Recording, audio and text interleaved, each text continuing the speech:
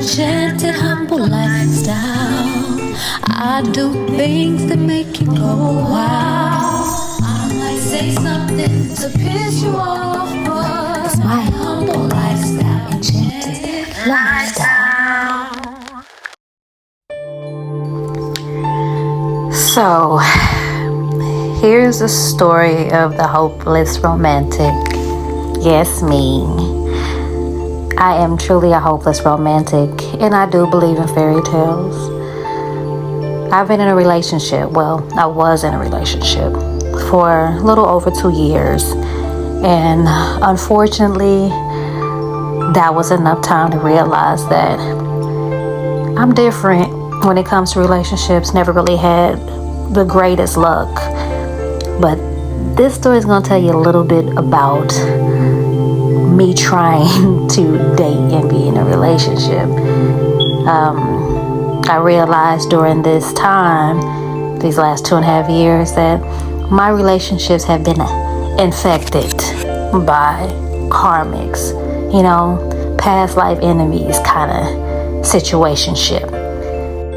One thing for sure I realized, sometimes you think it's just you influencing the relationship or your partner, but sometimes there's outside influences that we just don't see. And for the last 2 years, I got it up close and personal, front row center. Yeah, so I was single for a while by choice. My attention was in other places. Besides, I didn't find myself attracted to anyone, so being by myself was no problem for me. I actually enjoyed my personal time alone. I would take walks in the late afternoon, allowing myself to de-stress. I noticed that this time when I would take my walks, I kept running into this guy. We're going to just call him John Doe 1. I kept running into him. We went to school together. It was strange to me because any other time I was out and about, I never ran into him. But when I went for my walks, he would show up. Every time he would see me, he'd be like, "Hey, what's up? How you doing? How you been?" Much. What's going on? We'll chat for a minute, but we never exchanged numbers. Yada, yada, yada. After seeing him so many times, I said, "Okay, universe, are you playing games with me? Or are we trying to put some pieces to the puzzle together? What's really going on?" So the next time I seen him, we exchanged numbers and we started talking. Reflecting back to high school, he was not my type. I wasn't the type of girl who was attracted to the Nautica wearing, Tommy Hilfiger sporting, ball player type of guy. So we never spoke in school like that. But I thought, we're grown now, things are different, so why not be open-minded about, his advances, and so I did.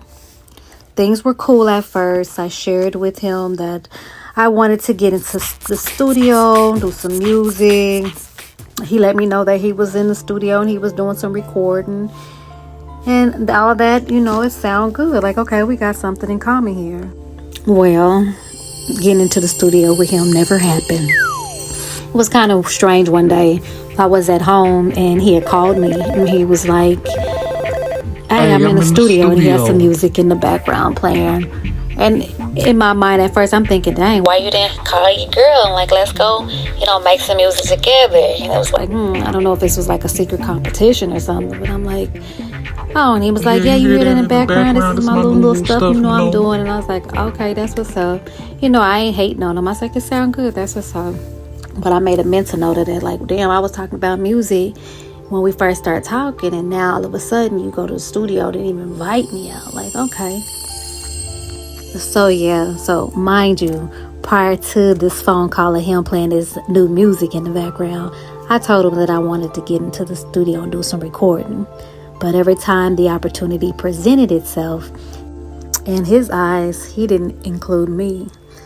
So this I paid attention to. Towards wintertime, he invited me out to another schoolmate party, his little shindig he had going on for some music that he had did. And yes, I had mentioned to him that this particular individual ghosted me one time when I said, hey, let's do some music. I don't know what it is about, these fellows that I run into with. Your girl do got some talent. But I had mentioned to him that, I talked to him about doing some music. He kind of ghosted me, but, him and I never really had no issues with each other, growing up or in school. So I said I can go and support, So I told John Doe, yeah, I'll go support.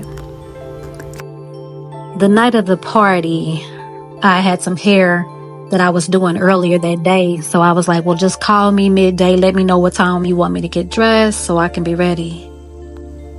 So after I finished my heads or whatnot, I ended up calling him because he never called me. So I ended up calling him. And he was already headed to the party. So here we are on FaceTime, and he's like, hey, check out my outfit. Now, he was suited and booted, ready to go kick it. I'm like, dude, you didn't even call me to let me know that you was already headed out. You know what I mean? Or you just wanted to chill with your boys or whatever. You invited me, and then you just ghost me like that? He's like, oh, I thought you said you didn't want to go. I thought you said you didn't want to go. Like, I never said I didn't want to go. I said that individual ghosted me at one time, but he ain't never did nothing to me for me to not want to just show up. You know what I mean? So I was like, it wasn't nothing. Like, okay. So I was like, okay. I took a mental note of that. All the while we're still on the phone, he's still showing me his outfit. He panned down to his little shiny shoes, and I was like, oh, okay, you one of those. I said, it's all good. Yeah, you look nice. I guess he was fishing for a compliment. I don't know. He did this little fake smile and this little smoker laugh. And I said, you knew I said I wanted to go, but it's clear that you want to play games, so I'm gonna go ahead and let you play your games. I shook my head and laughed. Told him I'll talk to you later. Have fun. Of course, he called me after the party, and it was a different type of energy he had. Let me slide he by. wanted something to cuddle on, and it was a definite no. I'm not coming to chill with you after your little outside moment, and now you're saucy and want something soft to hold on to. I'll see you later. I literally was in chill mode, watching a movie, unbothered. Later on that week, we got together. I went to his place. We got some food and drinks and chilled inside watching movies. This particular night, I decided to take some shrooms. Yes, some shrooms. As the shrooms started to take effect, I'm feeling super relaxed. Then this tight tension that was in my spine started to release itself. Then my face felt as if soft droplets of rain was falling on me. I'm in this warm space now, feeling like my grandma just gave me a warm ass hug. So yeah, I'm feeling pretty good. During the movie, John Doe started up a conversation. He looked at me and said, have you ever looked at a person in their eyes, then you feel this feeling like you've known them before? I just sat there quiet looking at him like, really? I had mentioned this to him before, and he looked at me as if I was crazy, and he was confused. So I changed the subject. We're not about to play that game.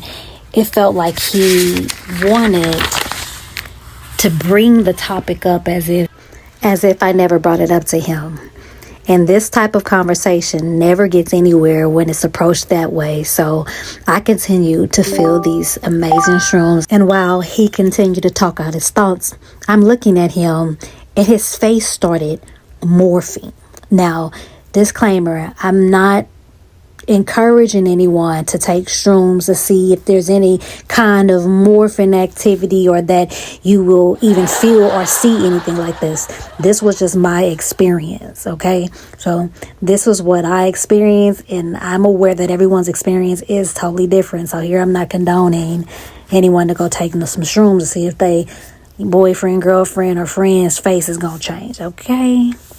So as we're talking, his face and hair literally started looking like he was back in like 1945, 1950. He had the slick back. So I'm really looking at him like, what in the world is going on? So mind you, he just said to me, have you ever looked in somebody's eyes and you feel like you know him from somewhere. So I'm figuring maybe he was trying to tell me something, but just was too indirect with it, so it just didn't register nothing. But this morphing is taking effect. So first it was just the hair, then his face, then he started to age. But that wasn't what made me cringe. What blew my mind was after seeing the slick back 1940s hairstyle, his nose started to elongate and started growing like Pinocchio. Then it got even stranger. He started to look like a rodent. So here I am, listening to this man talk, watching his face morph, and trying to keep my cool at the same time, freaking out like, what in the hell's world is going on? I guess the spirit of God was showing me something, and yes, I was paying attention. I immediately made a mental note of what I saw, and then ventured off into La La Land and went to sleep. That night, I had a dream, and it was like the dream was like in segments. So I went to sleep and I felt like I fell into like, like on the movie Get Out, how he was falling into that sunken place. It was like as if I was falling into a sunken place, and once I hit the ground, I stand up like I'm about to go into battle. And then the phone was ringing in my dream. So I looked to where the phone was at, but I was far out of reach of the phone, and this person was standing in front of me. And the dude that was standing in front of me looked like he was charging me. So I put up my dukes to protect myself, and he came at me so fast. And then it seemed like I just grew into this giant and just smashed the dude. So in the dream, it's like as if I was throwing him, or a guy came into the dream and threw the dude across the room. But I woke up from the dream like, what the fuck was that? So my heart was beating so freaking fast. The dream felt so real. So I sat up in the bed and I looked towards him, and the nigga was gone. I was like, what in the world? So I get up at the edge of the bed, and then I'm looking towards the door, and there was a shadow standing like in the corner of the door. So I'm thinking to myself, what in the hell is going on? This was like 5 a.m. in the morning, and I'm kind of keen to these things. I've seen shadows growing up, and I've dealt with low vibrational demons and shit like that. So when I seen the image, the shadow in the corner, I just told it, listen, I ain't got time for you today. Take your ass where you came from. And then I get up and I go into the other room, which he told me before that the bed in the other room was softer because he was having back issues. So he got up and laid in the bed, and I was like, dude, I was having a crazy ass dream that some nigga was fighting me in the dream. And he was just like, what? I was like, yeah. And I don't think I mentioned to him about the shadow, because one thing about me is I hate telling people about supernatural phenomenons that happen on our mediocre plane sometimes. And I don't downplay the earth, because the earth is very powerful, but the mediocre mindset that many people have when you bring up stuff like that, they can only cast you away with, oh my god, this bitch is crazy, or you need some medicine, or you bipolar or schizophrenia. No shade to people who are suffering from those illnesses, but people just don't really understand that spiritual phenomenon is supernatural, and I'm a walking, living, breathing individual with all of that. So it's just kind of like it's second nature for me. But I just slowly started packing my shit. Like, I don't have time for this. I already battled, the principalities. I've already battled these demons. And I was like, I'd be damned if I battled it on my own. And now I try to get into the dating world, and this nigga didn't do his work. So now they trying to catch me up again. I was like, I'm not about to have it. So I went home, and relaxed or whatnot, thinking about the dream, thinking about the shrooms, like, what does God just show me? What did my spirit just reveal to me about this man who was looking like he was from 1950s, Then he morphed into a rodent. And I'm like, what the hell?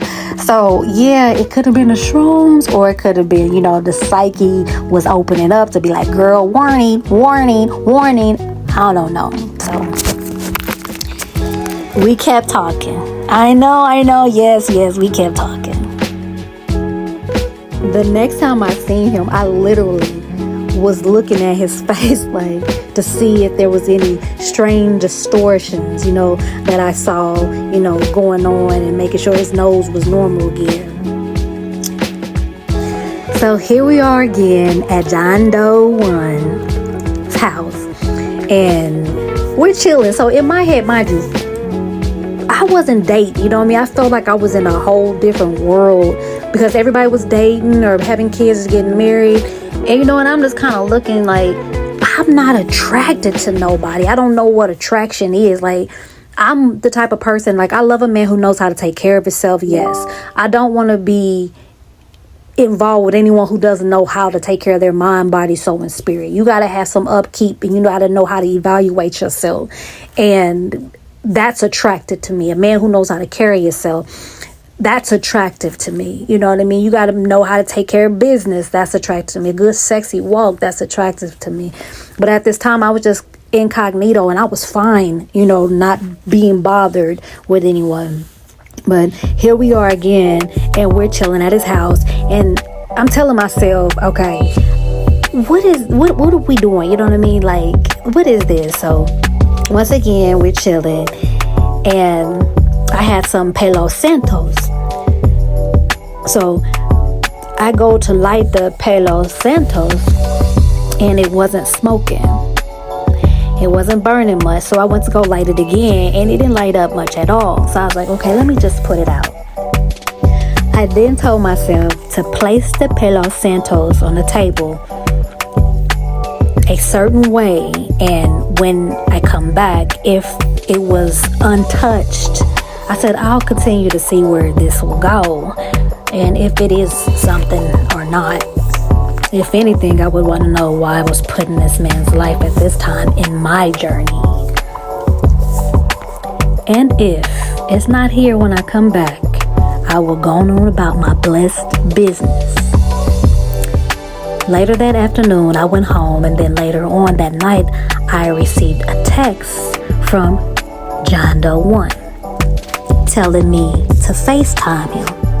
I'm like, why is this dude always wanting me to see him? Like, okay, it's the new age. You gotta see my face. I get it. I'm cute.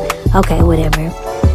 It was starting to give me like prima donna, look at Misha kind of vibes. So I was just like, ugh. So anyways, I video called him, and this nigga is sitting in the bed with my Palo Santos in his hand. And then he had the nerve to say to me, you know what? You was lighting that incense you had over here when you was over here earlier. And I'm like, yeah. Then he's like, look. And he shows me the Palo Santos. He said, it wasn't light enough for you, but it did for me. I'm like, I cannot believe this dude just if anything, just said that as if something ain't working for you, but it's working for me. Taking it back to, oh, I thought you didn't want to go to the party, and then to the studio. Oh, check out my new music. So I'm like, I don't know what this dude is really on. I don't know if this is like a secret competition, if he just wants to be, to compete with me, because I'm not even competing. I'm just kind of chilling, you know what I mean, and enjoying the ride for the most part. I just laughed at first, like, what in the hell's world? And then I'm like, who told you to light that? Mind you, he had incense, but decided to bother my shit. Red flag. So of course I understood that this was the universe's way of saying that he ain't it, honey. He had messaged me and said, I need your energy. I need you to heal me. Some time before this, his back was messed up, and he had some issue where his eye was like slightly blinded, and it happened like out of nowhere. And listen, I don't play about shit like that, but I see that he was, so I didn't take him serious. And when I tried to lighten up the Palo Santo and it didn't light up, this was a clear sign for me to know that he wasn't ready to do any self-work. But if I began to do any work for him, then I was going to be taking on a burden by myself that didn't belong to me. I would have been taking on his negative energy, his unhealthy energy, instead of him really taking the time to heal by the guidance that I could give him. And the reason the Palo Santo was smoking so much for him was because his ass was going to have to do it by himself, alone. After some times we seen each other, we talked, I slowly drifted away.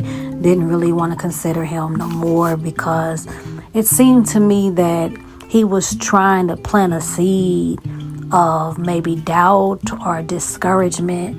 And honestly, I was like, dude, if you only knew what I've already been through in my life, that would be the last influence that you would make on anyone.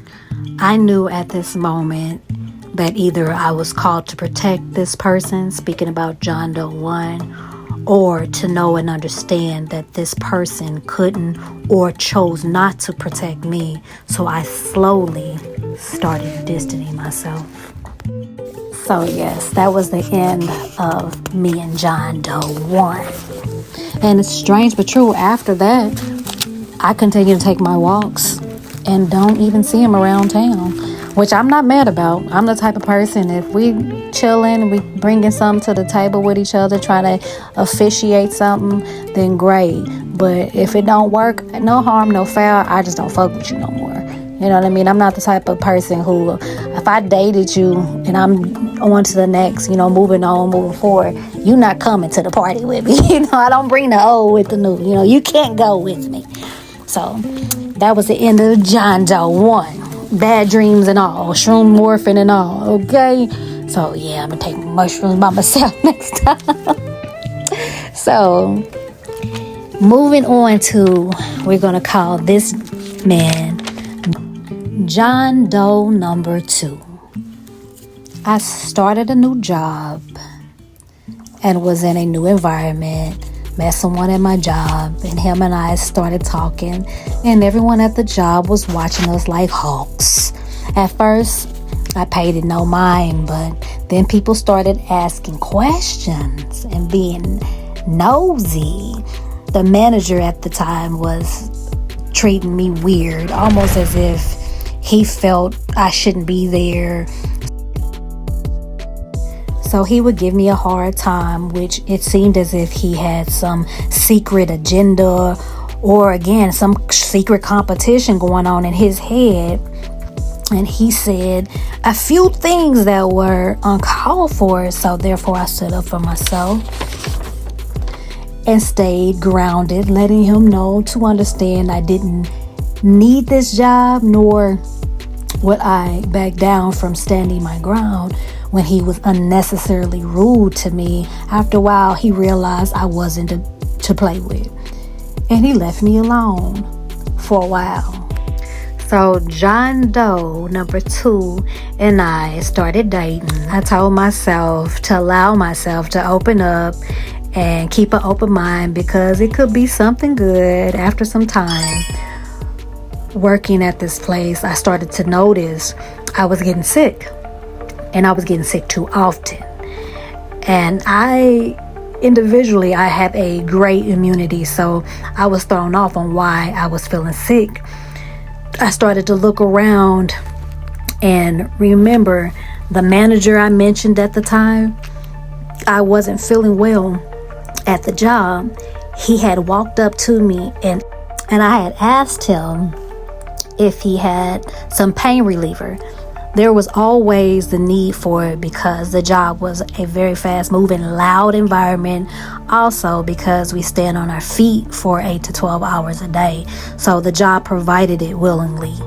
So when I asked for the pain reliever, he looked at me all strange and said, "What's wrong? You got the flu?" as if he wanted me to have the flu. Hell, I didn't know what I was feeling, but maybe that was a mental note I needed to take, or a clue or something. I felt that he was being petty, so I just ignored it and kept working. The following week, I had to call off and go to the freaking hospital because I was borderline septic and had to be put on IVs because I was so dehydrated. Once I got my strength back, I returned to the job and started to see the place a little different. And yes, me and the John Doe, we were still together. We're still talking at this time. And at this time, we were spending more time together, and everyone was watching. Everyone was watching. They was getting on my last nerve. Like, what are you doing? What is he doing? What are y'all doing? None of y'all damn business. I started to look at things at the job with my third eye. I started to notice the drama at the job. To me, it seemed so calculated. So my spirit said, tune in a little bit and pay attention. In doing so, I started seeing a black, dark energy, shadow-like energy, moving around the workplace. Now, remember I told you about John Doe 1, how I seen that dark energy in the corner. And honestly, I think that shadow thought I couldn't see it because he was hiding. Like, you already a shadow.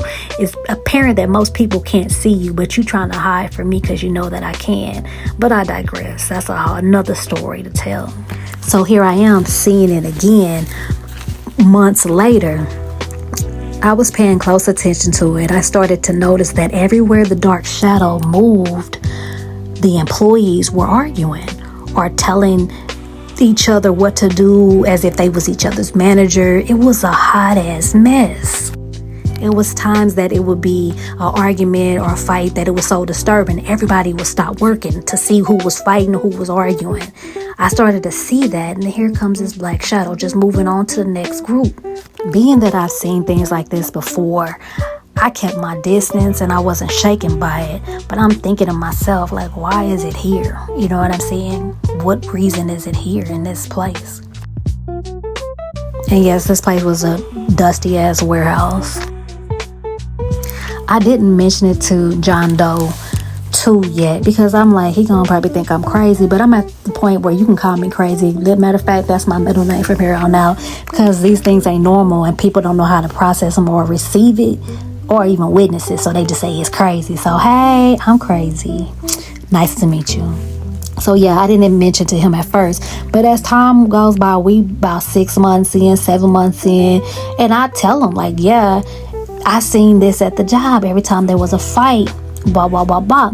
So it surprised me because he said to me after one night I didn't go in, he said, remember when you were telling me about the shadow or whatever? He said, I seen it. And when he tells me this, it blows my mind because most people, females that I've talked to or men, they don't speak on supernatural or spirit. If they ain't seen it on a movie, they can't talk about it. But when he said it, I was like, really? So I was like, I think I'm falling in love. So he also mentioned to me that he's been at the job for years, and he said that it's always been some disorder, which made sense to me of probably why the shadow was attracted to that environment, because there was a lot of disorder. And where there's disorder and uncleanliness and such things of that nature, you know, demonic entities and energies tend to, frequent in those spaces.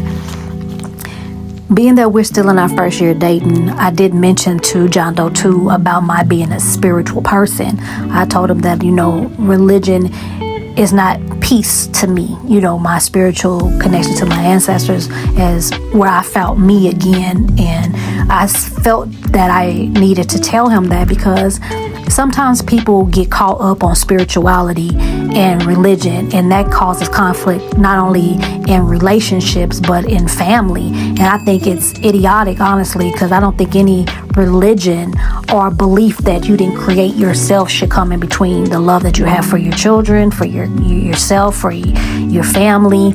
You know what I mean? Aside of just whatever conflicts happen that makes you separate from your family or a friend or lover or whatever. Religion shouldn't be one, but I also do believe that you have to be equally yoked, because we can't have conversations about spirit if you're always coming from the Bible. You know what I mean? So he heard me when I brought this up to him, and he was like, yeah, I that's all I ever knew was the church, but I'm putting myself in a different mindset now because I feel like I've been disappointed in my life, but I still keep putting myself in that position to think that way. But I watch the same people who tell me I need to believe in God do their own people wrong. And he said it's disgusting, honestly. So I felt we had a kindred connection. So here we are. I'm still working at the job. It was so much drama at the job. It was like, I just couldn't, like, that environment was so toxic. So I decided to just say, I'm out of here. I didn't give them no warning. I didn't do no 2 weeks notice. The place was so chaotic. I'm like, they won't even know I'm gone. So I left. Beknownst to me, the manager is asking, my boyfriend at the time, where's, Siobhan at? Where's Siobhan at? And I'm like, do you ask about your unemployees that walk about this bitch? Like, don't worry about what I got going on. Worry about yourself and your business, because it's falling apart. Like, that kind of shit. So I left, and that was like that spring. Towards the beginning of summer, they end up letting him go. Could it have been some vindictive shit because they seen him and I had some type of, common grounds with each other, because it seemed like they had some underground hate and some underground agendas and shit that just didn't make no sense, and probably only I could see. So I was like, I'm out. But it's strange but true, I believe angels do walk amongst us. And it seemed like people that were working there at this job would come up to me and just kind of give me these, if you got something else that you want to do in life, leave this place. And I'm thinking to myself, this just, it wasn't no good. Stay with it. It's a good job, blah, blah, blah. Everybody's like, warning, like, get your ass out of here. You're too young and vibrant to be in an environment like this. God got something else for you. That's what it felt like. So back to him and I, he ended up getting terminated for no apparent reason. And then they ended up making up some bullshit about some stuff. And, and then they wouldn't even stand in court to even say anything. But I had mentioned to him, I felt like I came to save him for real. Like, you don't need to be here. God got something else for you. And when I say he was not at the job anymore, I wasn't at the job. And we spent, I ain't gonna say we were struggling, because I still had some money left.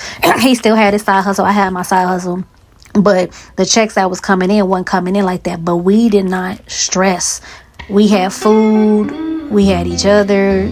Everybody was cool. That was the most peace I had. Not worrying about work, not worrying about money, just living, just being at peace. You know what I mean? And it felt like as if God was like, now let's see where this is going to go. So as time prevailed, we're going into our first year. We're bringing the holidays together. It was so beautiful. And I enjoyed every moment of it. And I can say he did too. He would always tell me, you're different. I'm not used to nobody like you. And I get that I am a different breed. I get told that all the time. And I accept that, you know what I mean? I didn't grow up like many people. And many people didn't grow up like me. I didn't wake up like many people. And many people are not going to wake up like me. So I accept that, and I'm honored by it. So money started to get a little light. You know what I'm saying? And I'm like, okay. So he went and got him another job. Doing a house, you know what I mean? So we ended up moving from my place. We moved to his place, because the whole time I was working, we were working together. He was coming over to my place, and he pretty much just was there. So he was living with me. When money started getting a little light, he had his place that he never ever, he didn't leave. He just kind of left it vacant because he was over with me all the time. And at this time, his mother, sometime before this, earlier that year, his mother, no, it wasn't earlier that year. Let me get it right. That year that we met, his mother had passed away. So I felt like, God put me there just to show him love, you know what I mean? And just give him love. And that's what I did. but his place where him and his mother stayed out was still there. He just wasn't going over there, and I can understand that. It probably would be tough for me to go back to a place where my mother, once was. If she had passed away, I wouldn't leave it too long, but I would just kind of have to, muster up the courage to live back in that space again. So we ended up moving there, and it was a lot, you know what I mean? I'm a very neat person. I can get messy because I'm creative, but when it comes to having things in order, I like to have things nice and neat. That's my motto, nice and neat. I tell my kids the same thing, make it nice and neat. And it was just a lot of stuff from his mother, stuff of his sister, stuff of his.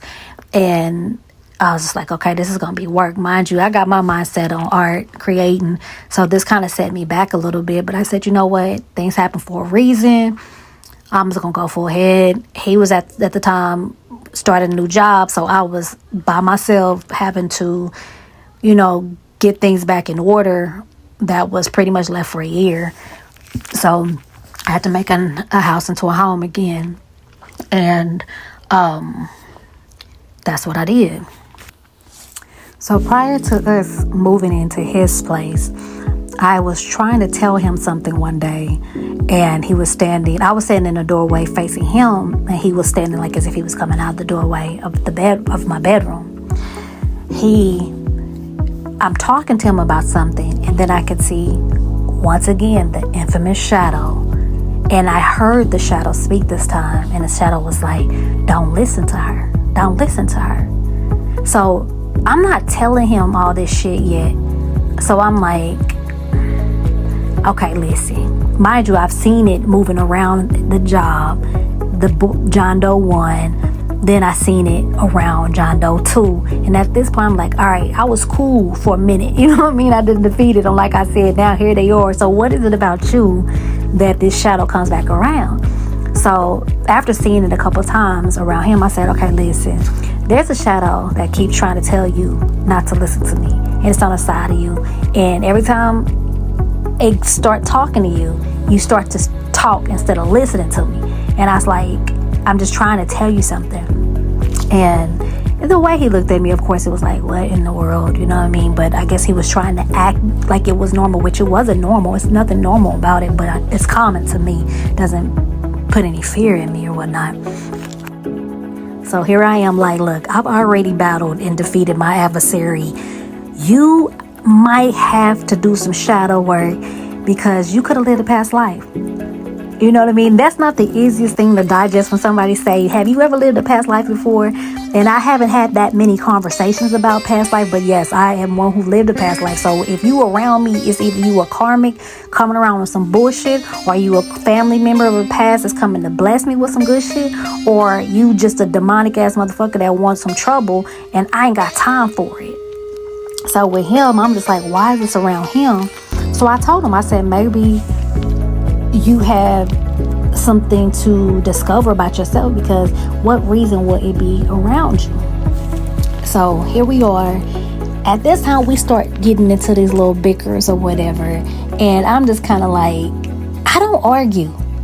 It's no reason for me to argue. I like to be in my feminine energy. I like for a man to be in his masculine energy. If you say something and it goes, baby, it goes. If I say something and it's real, then listen to it and accept it. If we going back and forth and you this and you this, I am not available. I'm not available.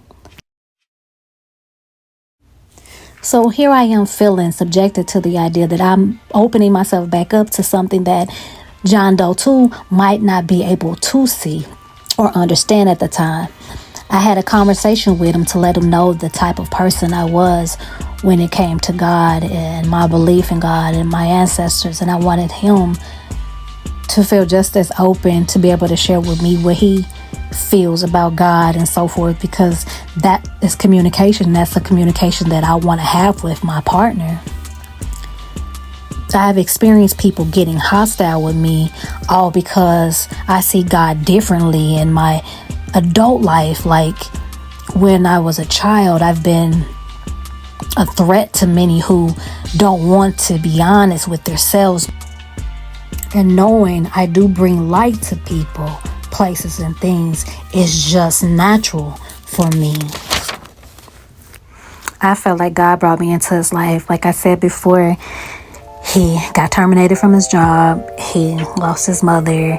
I felt like he needed some encouragement. He needed a new space to breathe for a while. And I shared that with him. I told him about meditation and chakra balancing and stuff because those things worked for me. One thing about spirituality, you can't just put it on. You have to nurture it, allowing it to grow from within. And some people are very lazy and rather not have to do any work, but instead act as if they did the work or that they already got it. And to me, it's silly and pointless. And most people who are like that, they're not really ready for elevation. They can't elevate because they didn't do the footwork. And when you don't do the footwork and you take flight, you crash. So yes, I invited him into my world, and he found a lot of peace in my space, and he found a lot of peace with me. And so did I at the beginning. So here we are now, moving into his space.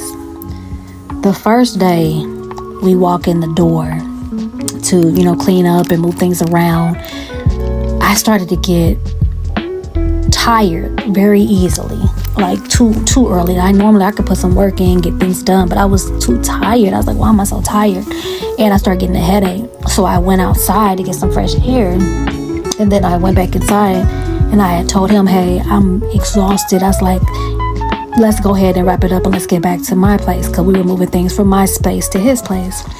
He said he was tired too. So we get our things to go back to my place, and it was like instantly on my way back to my place, my headache goes away and I didn't feel tired anymore. Again, I'm an empathetic individual. I can feel things that most people don't feel, and sometimes those things can make me a little exhausted, having to hear a whole bunch of things that I'm not, privy to or interested in sometimes. And I looked at him and I said, are you tired? And he said, ain't you? And the way he said, ain't you, was like, duh, you already said you was tired. And I was asking him, or is he still tired? Because as soon as we left, I was like, my headache is gone. Like, I felt full of energy again. And we had gotten into this little spat, and it was like out of nowhere. It was crazy to me. So I ended up going into the other room once we got home because I didn't want to argue. And I was like, it's tension and I don't know why. Now, this was confusing to me because it seemed like things was going kind of fast, and I didn't want to pass judgment on him and just shun him and red flag his ass too soon, because I'm like, we still fresh in it. I don't want to be, mad at him for what he might not know. And I was like, maybe I was getting the headache and the attention because it was just a lot of stuff. I don't like clutter. I don't like a lot of unnecessary gadgets. And if it's old and you don't use it, donate it, give it away. I just don't like a lot of stuff just sitting around with no purpose. So I was like, I can't get mad at him or feel that maybe this man is not the right man for me because I got a headache. Like, girl, cut it out. Like, let's be serious. But I still didn't want to ignore that feeling that I had. I didn't want to look at him like a hindrance because we were still new into this relationship. I understood that he hadn't found himself spiritually, and I was pretty much pushed into finding myself. So I said to have grace with other people, to connect with people, because it's not too many who walked in my shoes. Many probably ain't never walked in these shoes. I done battled some real serious shit. So I prayed about this, and I made a mental note, because when we first got together, there was no arguments. My father always told me, if you start off arguing, it's going to be bad. Get up out of there. But if it ends where y'all arguing, get out of there. And that's always joking. But we started out good. So here we are now. We're in his place. We're still moving stuff. I'm still getting things situated. He's at work. And before him and I started talking, I was in a very creative focus. My energy was always steady. I was creating, doing my clothing and all my accessories, KG out there, yes, and just enjoying being creative and expressing myself like that. And when I moved in with him, it just seemed like it drifted away. It was very hard for me to stay encouraged because It wasn't like I had anybody around me, because honestly it was just him and myself and my 2 daughters. So it was me taking care of him, me taking care of myself, me taking care of my kids. And he would come home, maybe time to eat and go to bed, that kind of thing. I had no social life at all. I probably talked to my cousin on the phone once or twice a week, but I had no social life at all. Like, it was the first time in my life that I realized how important it is to have a social life. So pretty much for the time with him and I, it was just him and I and my kids. And while he was at work, I would be at home cooking or cleaning or, trying to focus on being creative. But the creative stuff, it was on the back burner because I had so much stuff to take care of in the house. Then I had the kids to take care of. And then, that's just how the cookie crumbled. After we were actually settled into the place, it was like late fall, into his place. I got comfortable and things were smooth. He was gone for most of the time. When he was at home, we enjoyed a movie or whatnot. But I started to become depressed. I started to become very unhappy. I found myself looking at my early videos I did on TikTok where I was just playing around and having fun. And I was like, I felt so vibrant. I was like, I really don't even know who I am anymore. It was that short of a time that it seemed like my essence was being taken from me. I realized that I was feeling unlike myself because I was really giving myself to somebody who really did not understand me. I am very spiritual. I am very keen with the divine. I am very well endowed when it comes to energy on a domestic plane. It's natural for me, and he just was not that type of person. Although he didn't say it was a bad thing, he didn't also show the interest of making it a good thing to grow with. So we were conflicting whether we wanted to or not. I realized that I was getting sick more than often. Yes, again, sick. I look back at my texts since we had moved in together, and I realized it was almost like every single month I was calling him, telling him I don't feel good. In my text message, I'm like, damn, why wasn't I not feeling well? Like, what the fuck is going on? I felt like something was trying to literally take me out of here, for real. It wasn't COVID. I thought maybe it was COVID. I got COVID test. It wasn't COVID. Then I got pregnancy test. I'm like, maybe it's a pregnancy. I was like, I don't know what's going on, but I could not explain it at all. I could not explain it. After some time, I started having dreams. And this one particular dream I had, it fucked me up. I was in this building, and in this building, it was like a room, a really dark, damp room. There were other people in this building, and it was a girl next to me. She had curly hair, and she was lighter complected. She could have been mixed, and I was on the left of her, and in front of us there was this guard. And I looked at my ankles, I looked at my hands. I was chained, she was chained. There was other people behind us, and I was like, what am I doing here? I was dirty. Looked like I had no water, looked like I ain't ate. I'm like, what the fuck is going on? Oh my goodness, it's crazy. Eesh. So I look at the guard and I'm like, I have to figure out a way to get out of here.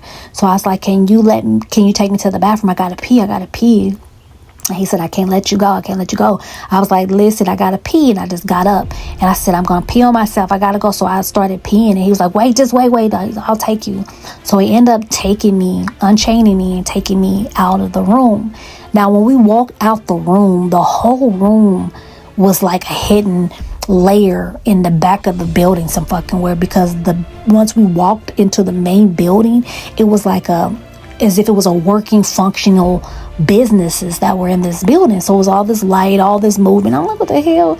So I remember walking past this room and or walking past the windows, and then I seen this guy who looked like he had an entourage with him. I was like, hey, I'm a big fan. And then the security guys go, oh shit, you know what I mean? So I started getting loud, like, oh my god, I love your music, da da da da. They looking at me like I was crazy, but I was trying to cause a scene, and the guard left me.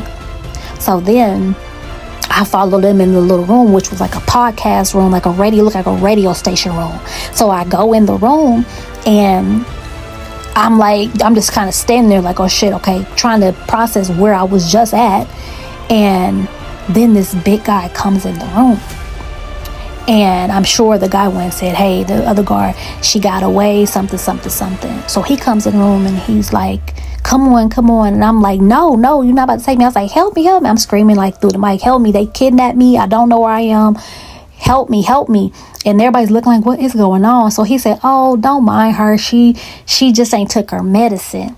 And I jumped on the table where they were doing the interview. And I said, why is it every time a black woman says she knows something or she's in trouble, y'all always want to make her out to be a fucking crazy maniac of some kind? In the dream, the man laughs. And he laughs. And I'm like, it's not funny. So mind you, I know I'm asleep. I know I'm dreaming. But in my sleep, I'm laying next to my boyfriend, John Doe 2 at the time. And he's laughing. So I'm like, what the fuck? So I'm hearing the dream. In the dream, I'm hearing the guy laugh. And then I'm hearing John Doe 2 laughing. So I'm like, what the hell? So I'm trying to wake up from the dream. So I'm tapping him. Like I'm hitting like, wake up. And I was like, you think that's funny? So I'm still sleeping. He's still sleeping. Like, you think that's funny? So I wake up and I said, did you think that was funny? He said, what you talking about? And he was calm. I said, I just had a dream. I said, no, tell me what you was laughing at first and foremost. He was like, I don't know. It was just something funny. I was like, I'm sitting here having a full-blown nightmare of being bondaged and I don't God knows what else, and you're having a dream where you are laughing. You will remember what you laughing at just as much as I can remember why I'm sweating and my heart's beating fast. He's like, I don't know what you're talking about. And I was like, this got to stop.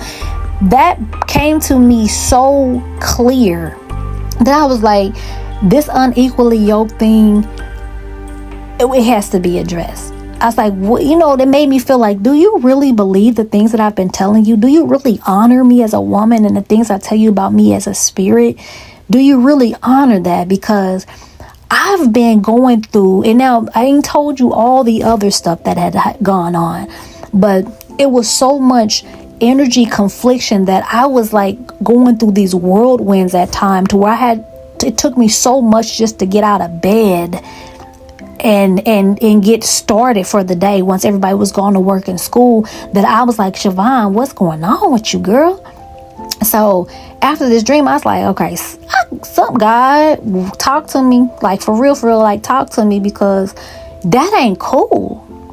So I had mentioned to him sometime after this, I texted him, I said, listen, I am losing myself and I am afraid. I'm scared. Feel abandoned. I feel neglected. I do not know what is wrong with me. I don't know if I'm coming or going. I feel numb. I think I'm going through depression right now.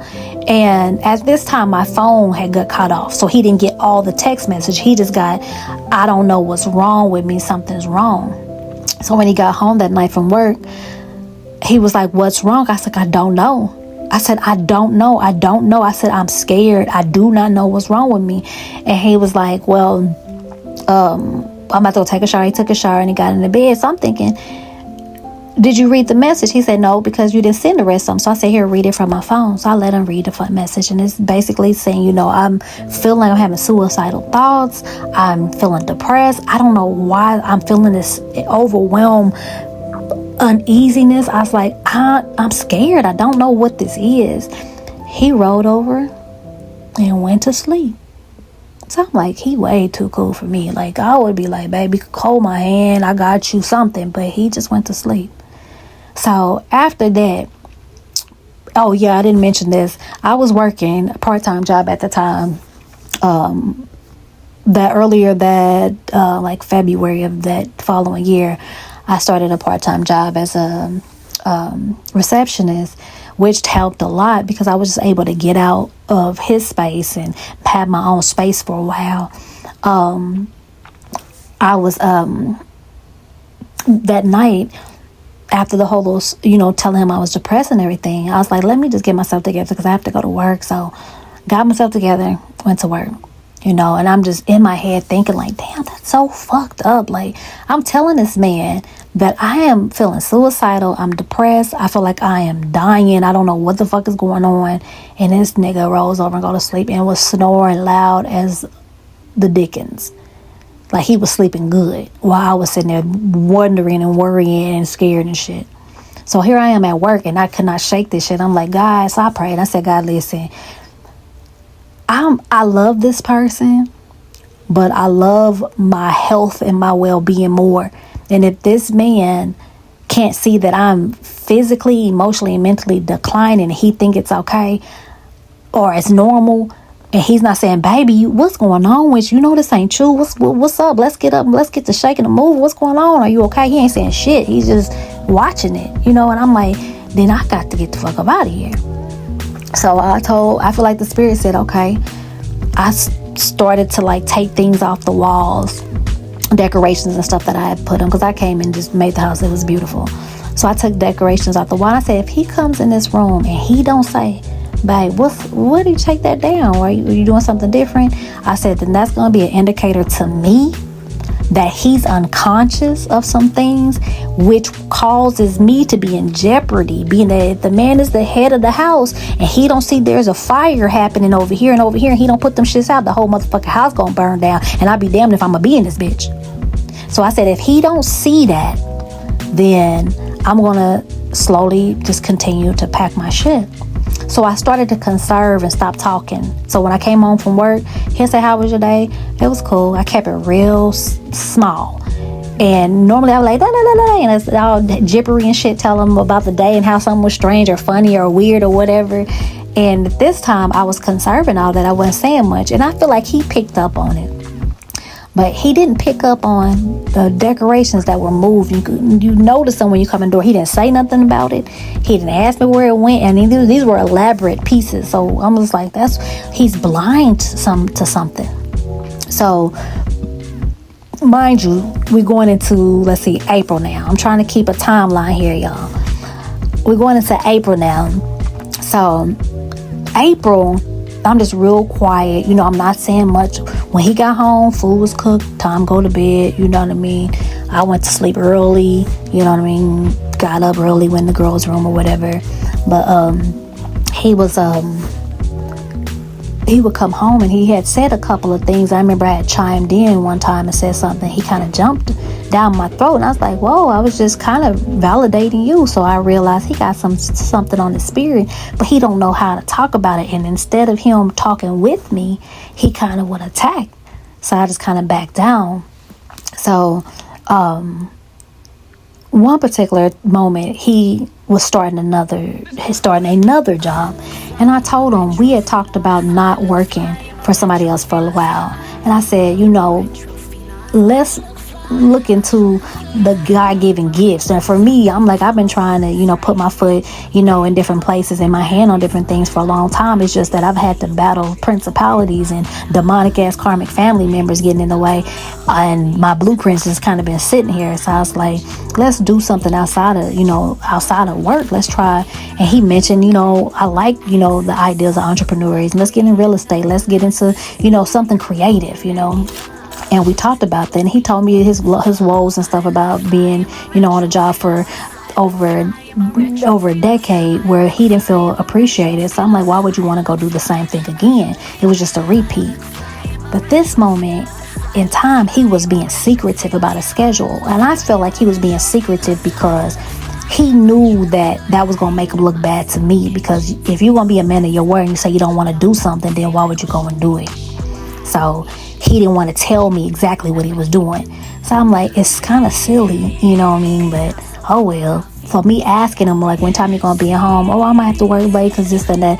And some people might say, girl, he was cheating. If he was cheating, he didn't do that great of it. But anyway, let me not even go there, because he wasn't cheating. He was just working like a damn slave when he should have been building a empire or some shit. But anyways, he was telling me he would be off on this day, and then they'd be like, oh, well, I gotta call him in because he's like, well, I'm training for management. This and I thought you didn't want to be management. But he was like, well, I ain't, but I am. So I'm just like, oh God, I can't do this back and forth shit. So he said, what particular time, he told me that he was off on this day. So mind you, I'm still working. I still got my kids to take care of. I still got to keep the house up. I still got to keep me up. I still trying to take care of, food and all this stuff, make sure everybody eating and whatever. But I was feeling so fucking sick that I literally thought I was fucking dying. I felt so bad that I was like, God, if it is my time to go, please just make sure that my kids get what they need in life, because I don't know what I'm experiencing here. At this time, it's been probably like 4 weeks that it was like I was getting depleted. Like I had no energy. I had no get up and go, to where I had to call off work. And I took again another COVID test, pregnancy test. Everything looked normal, you know what I mean? So I'm like, what the fuck is going on? I was still having crazy ass dreams that was having my head going, feel like somebody was hitting me in my head. I went through this itch attack, like somebody was like, had a voodoo doll or something trying to make me itch, and I was itchy. I had to take allergy pills just to go to sleep. It was a lot of, what I come to know now, it was a lot of spiritual unawareness that he had that allowed me to be attacked through him. So he not knowing how to protect a spiritual woman, and this spiritual woman's supposed to feel safe with her man, but he wasn't inclined to be able to protect me. And that's something that I had to note for myself. Like, I can't be with just anybody. You have to, if you don't know it when I get there, you better make sure every day you doing the work to get it. You know what I'm saying? Like, I realized that I was damn near dying, like death. So on this particular day, he told me he didn't have to work. So I called him. I'm like, where you at? As I was about to say, take me to the hospital, because it was horrible. God, it was horrible. So I was like, okay. So he told me, well, I'm at work. And I was like, can you get off? And he was like, well, I told you I had to work. You don't remember? And I was like, I laughed out loud. Like, that moment of, you got me fucked up, like that laugh. Like, you've been telling me this for the last 3 weeks. This man been telling me, I got to go on this. I have to pick this up. I got to do this. And it's like, I had no place to rest.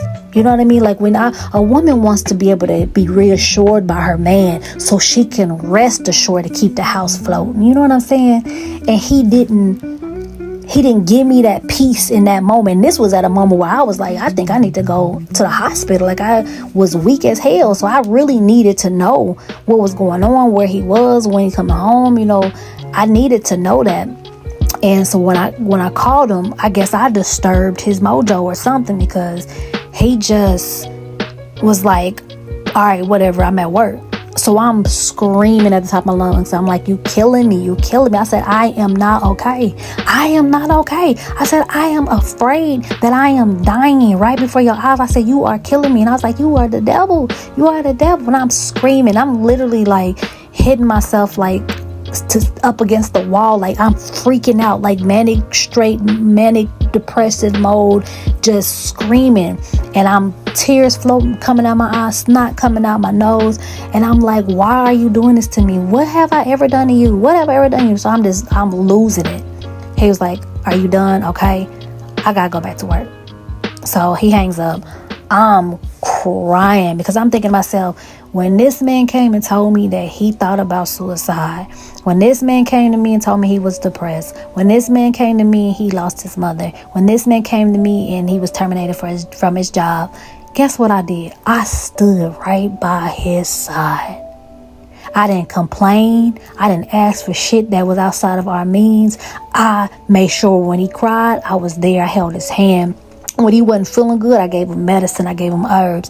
But this moment where it's coming to an end of some cycle that I believe a karmic ass brother, uncle, auntie, mama, daughter, sister, family, somebody that could have been connected through him, because of him, or maybe just using him, because that's still the mystery.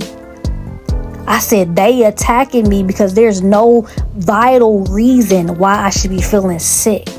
Like, ain't no cold, ain't no COVID, ain't no pregnancy, ain't no food poisoning. I was like, but I'm feeling this way. And I said, that shit scared me, because I was like, I got my kids to take care of. I'll be damned if I get down like this. So I'm off the phone with him. He goes on through this day, and I said, Siobhan, pick your shit up. So I took my shower, did my hair, put my clothes on, fixed me some food. I started packing my shit because I said, enough is enough. Because I mentioned to him before, and we've had these miscommunications before, and instead of him seeing the miscommunication, he would make me out to be the one who's confused, or the one who don't remember, or you just wasn't listening, or I said it and you didn't hear me. And I'm like, I ain't got time for them games. I really don't. That's not why God put me here. So I said, it's time to pack your shit. So I packed my stuff, and I had stuff by the door. So now I'm got my stuff by the door, ready to go out the house. So he comes into the house, and he says, what is this? And I said, that's my stuff. And he said, what is it there for? I said, because I'm moving. He said, you moving? Mind you, I've told him that I think I need to move, and I've been talking about it for like the last 2 weeks. He wasn't listening to me. He ignored me. I guess in his mind, he thought, you ain't going nowhere. So for whatever reason, he thought that I couldn't tell you. So here I am, packed my stuff by the door, and I was in between, like, I don't want to leave, because it wasn't like the little arguments and spits and spats. I'm like, I could be patient with you because I can see it's just ignorance, or you overloading on your pride opposed to overloading on your intelligence and you building your knowledge. I could be patient with you, but his pride, for whatever reason, he's like, he was on an ego trip, I guess. So then he says, he storms off and goes in the kitchen. So I kind of feel like, because I'm like, I still love this person, but I'm confused, because I'm a nigga, this ain't been a talk for the last 6-7 months. I just thought about this shit 3 weeks ago because I was sick, and I feel like you weren't paying attention to me, and I'm about to go home to my mama. For real. So, because I can't live like this. So he goes to the kitchen, and he's just sitting in the chair. So I kind of slowly creep in the kitchen, and I ask him, like, are you okay? And he said, no, I'm confused. And I was like, about what? He's like, you just, packing your stuff. And I was like, I've been trying to tell you this. And then it goes from that to him raising his voice, him yelling at me. I'm yelling back at him. But I'm yelling like telling him to calm down. Calm down, black man, calm down. You tripping. Get out of your feelings and talk to me. I said, you are the head, and I'm your woman. Reassure me. So this is in the moment we arguing. I'm like, reassure me. Stop with your emotions right now, because I don't understand where your emotions coming from, because you've been okay at work. Me being home by myself, I've been dealing with emotions by myself because I can't talk to you. So with that being said, why are you all emotional? So I'm trying to tell him to calm down. So as we're going back and forth with each other, I'm feeling all kind of shit just popping off the walls. This man goes so far to basically express to me, you start acting like this, speaking about me, when I started this job. And I was like, yes, I did, because I seen that you weren't a man of your word. You said you didn't want to do that, and now you're going right into a position that you don't really want to be in. Don't you see that is poor-minded? But the way he said it to me was as if you jealous. And I'm like, you paying the bills. Why would I be jealous? You know what I mean? Anything that I had, I pay for my own shoes, my own clothes. I buy what I want with my own money. So I'm like, what is this coming from? So that was another red flag that jumped out, like karmic. So I'm thinking, are you the karmic black man, or is the karmic using you? Mind you, the shadows I was seeing. So I'm like, this shit is too much for me. Mind you, again, I'm still not feeling well. But this man act like he did not care. He's yelling at me, and he tells me, oh, wait a minute, I forgot this part. When he got home, when we was talking in the kitchen, he told me that I crossed the line. And what I said to him on the phone was unacceptable. And I said, I was crying. I was crying out of distress. He said, so do you think that was right for you to call me the devil? I was like, no, it wasn't right for me to call you that. But when I said you're the devil and you're killing me, I'm saying that the needs and necessities that I need as a woman who wasn't feeling well, you weren't providing. So you're the devil in this scenario. But do you think that's right? Was his response. I said no. But he kept wanting to argue. He said I crossed the line for crying and yelling out, help, help, help. So that was just disregarded. So yes, I packed my shit, and it went on, a little longer. We were going back and forth with each other. He went so far as to insult me emotionally and insult me mentally, told me I needed to get help. And that right there was the flag of all flags for me. Like, I've sat here and shared with you the mental discomforts that I had to go through while awakening spiritually and trying to stay grounded and trying to stay mindful of other people and trying to have grace for myself and other people. And how dare you insult my mental capacity, the strength that I had to build up just to be able to hear you at this moment. How dare you? So the next week I moved back with my mother, and still in this strange emotion, you know what I mean? Like, what was that all about? I didn't want to talk to him, you know what I mean? I just didn't call him. He called me, I didn't answer, because I knew it was going to be something that wasn't going to get neither one of us any damn where. When I tell you, whatever I was feeling that whole month of May, soon as I left that following week, which was the beginning of June, I didn't feel it an ounce. And it tripped me out, because I know when some shit is spiritual, and I know when some shit is just actual activity. Like if you eat too much of something, your stomach, hey, loud music, get a headache. I knew something wasn't right because of the dreams, one, that I was having. And I didn't have nobody in my ear. It wasn't like somebody was like, girl, leave that nigga, he ain't shit, da da da da. No, it was just me and him. So baby, you influencing me. You the one going out the house the most. So whatever you bringing back, you know what I mean? You influencing me. Your conversations or non-conversations are what's influencing me. So that following week, the first week of June, when I say you couldn't tell me that I was sick the 7 days before, I felt like myself again. So that was the clearest indication to let me know that whatever I was going through was getting through to me by means of him. And it's been 4 or 5 months now, and I couldn't even tell you what the feeling was, but I knew I was sick, because that means I was in an unhealthy environment, mentally and emotionally unhealthy environment, because the relationship that him and I had was just physical. It was just physical, although I'm sure he would want it to be something different. And I'm not saying that he couldn't find it with somebody else, but he got to do a lot of work. But to drain me of my resources and kind of leave me depleted like that was some fucked up shit.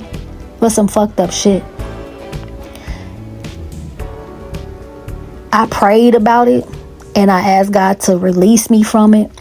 We've talked after me leaving, because I'm asking God, like, was it him, or was it negative forces? Was it a karmic family? Was it someone who's passed over and just wanted to stop me from loving him, stop him from loving me? What was it? And the more and more I asked that question, I would reach out to talk to him, and he would say the slightest little thing. And I was like, nope, can't go back. You can't go back. What was then was then. And I believe that you have friends for a reason, a season, or a lifetime. And I don't feel like he wanted harm for me, but at the same time, I can't prove that he didn't, because the way he communicated with me when I was at my lowest point was something I would never let another man do ever in this existing time. So this is my story on how I began to see the clarity of how karmics were influencing my relationships. And when I tell you this is a small piece of the pie, it's a very small piece of the pie, because the supernatural shit came way before John Doe and John 2. To be continued.